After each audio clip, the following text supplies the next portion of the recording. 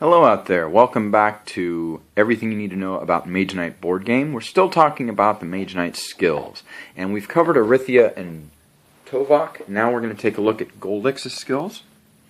Goldix, of course, gets his own movement ability. Now, Goldix is green, so he likes to move. Green is definitely the color of moving. This skill is called Flight. Once around, you can flip this. You can only do it once around, then it gets flipped face down. You can do that to move up to 2 spaces on the map for free. And it doesn't matter what kind of terrain it is. You just you spend 2 move points, and you can move for free. I'm sorry, you move to an adjacent space for free, or you can move 2 spaces for 2 move points. You have to end your movement in a safe space, so you couldn't end where another player is, or on a mountain or a lake. And after you're done, you flip this face down because you can't use that skill again.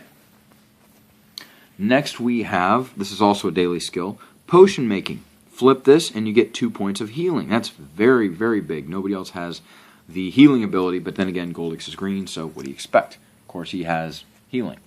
Potion making is a very popular option for somebody to snag from the common skills offer as well. His attack ability is called Freezing Power. Once a turn, you can use this once a turn, Goldix gets either 1 siege attack or 1 siege ice attack. Very important. If he's using siege attack, he gets another point, so he can easily knock out an opponent before combat's even begun. If that opponent has physical resistance, then he can get +1 siege ice attack. Very, very important. This one's really cool. Remember, Goldix's second favorite color is blue. Blue is the color of water, and water is the color for crystals.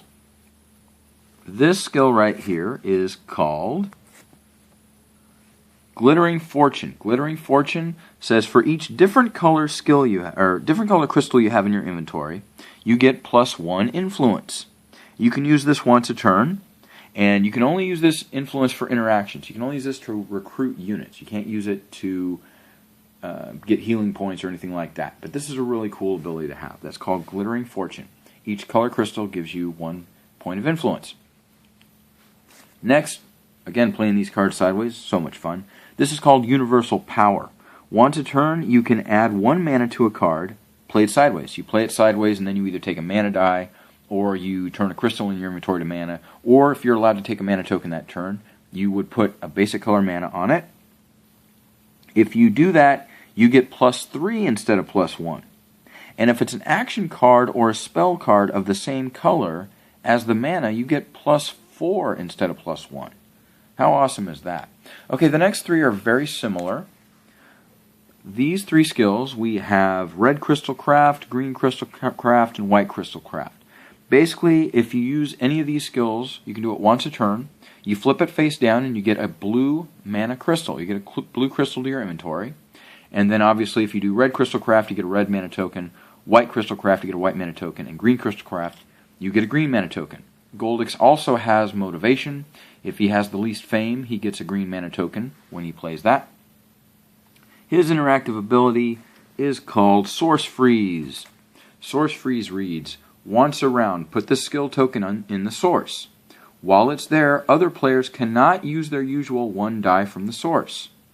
On your next turn, gain 1 crystal of any basic color represented in the source to your inventory. Do not re-roll that die, then take this token back and flip it. So that's a really cool interactive skill to have, Source Freeze. Nobody else can use a mana die until your next turn, and on your next turn, you can take a crystal that is the same color as a mana die that is in the source. It's got to be a basic color, though. It can't be gold or black.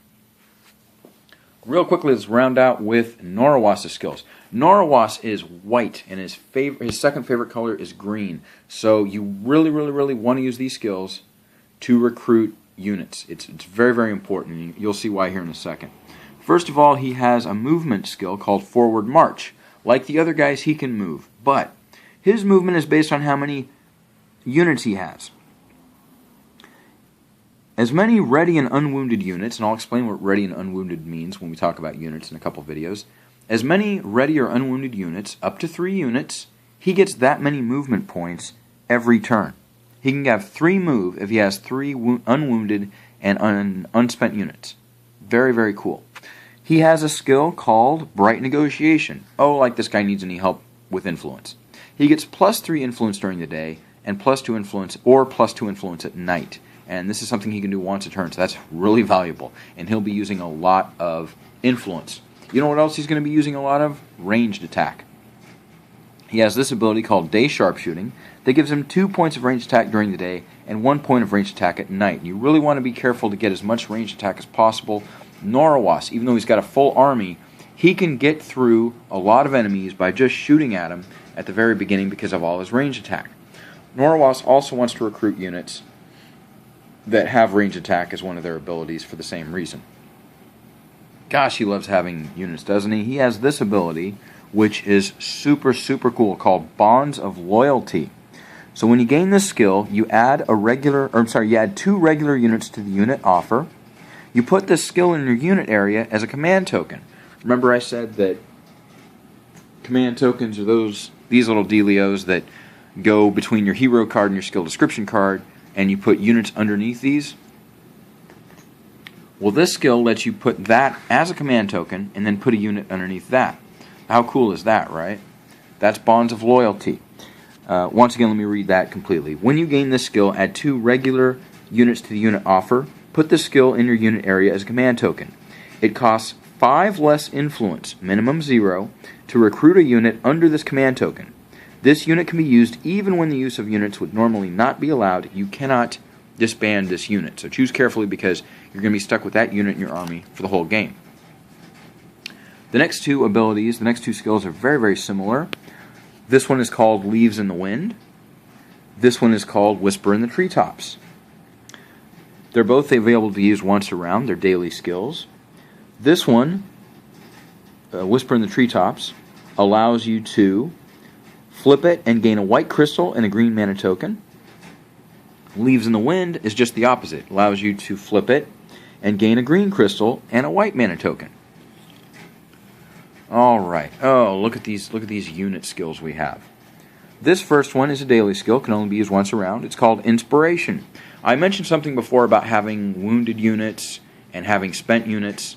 If your unit is spent or wounded, and I'll explain what that is later, you can flip this and you can ready or heal a unit. So if you've already used a unit that round, you can't use it again. Well, if you flip this, you can use it again.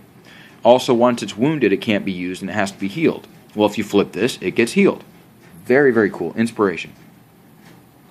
Our final unit ability, this last unit skill, is called Leadership. Once a turn, when activating a unit, you can add 3 to its block, you can add 2 to its attack, or 1 to its ranged attack. Not siege attack, but ranged attack, regardless of its element. So if it has fire attack, ice block, cold fire ranged attack, doesn't matter. It gets +1, +2, or +3 to its ranged attack, its attack, or its block. Norowas also has motivation. Remember that he has white, so he'll get a white mana token if he has the least amount of fame. And finally, his interactive skill is called Prayer of Weather. Once around, put the skill token in the center. Until the start of your next turn, the movement cost of all terrain is increased by 2. That's why it says is reduced by 2 for you to a minimum of 1, and it's increased by 1 for all other players to a maximum of 5.